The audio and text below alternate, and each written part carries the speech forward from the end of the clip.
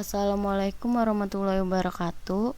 Saya Laisa Najwa Ikhlas Putri dari kelas D4 RPL 2B akan mempresentasikan database terdistribusi.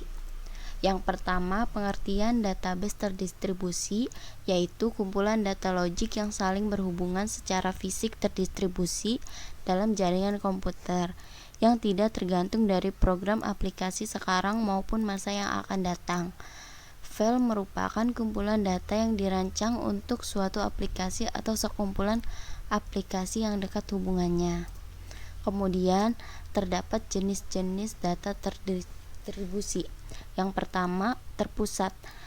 Jenis terpusat yaitu transaksi yang mengakses data pada suatu simpul mesin atau server yang sama dengan simpul dari mana transaksi tersebut dijalankan.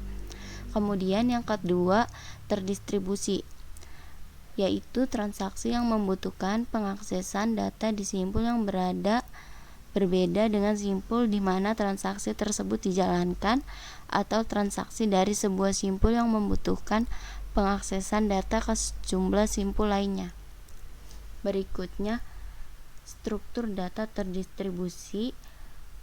Yang pertama, topologi jaringan, yang kedua topologi bintang atau star, yang ketiga topologi cincin atau ring, dan yang keempat topologi bus.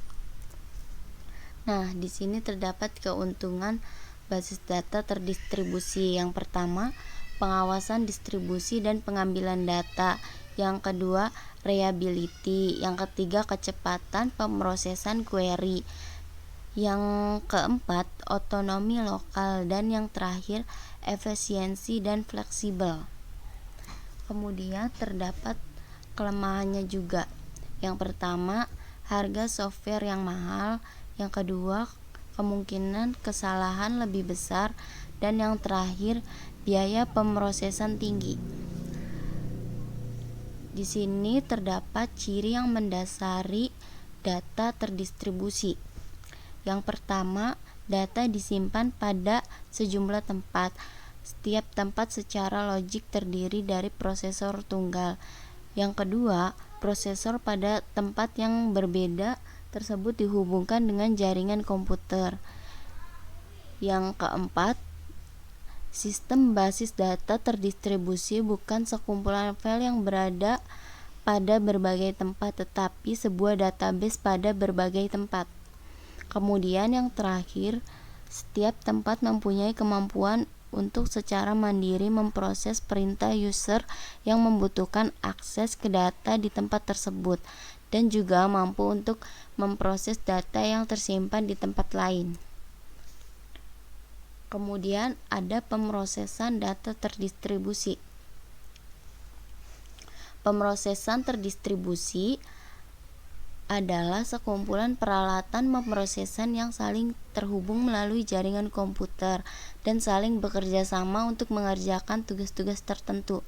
Di sini yang dimaksud dengan peralatan pemrosesan data adalah peralatan komputasi yang dapat mengeksekusi sendiri sebuah program.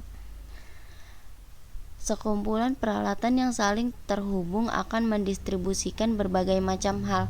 Di antaranya adalah yang pertama, processing logic atau pemrosesan secara logis.